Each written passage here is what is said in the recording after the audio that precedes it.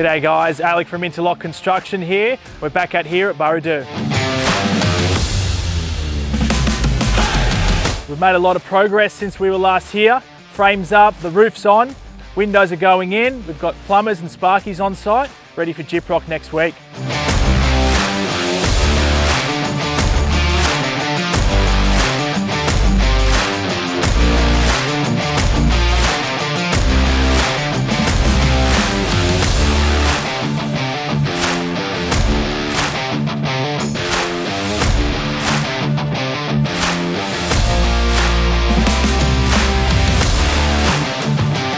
Next milestone is lock up and decking, so we'll see you back on site then.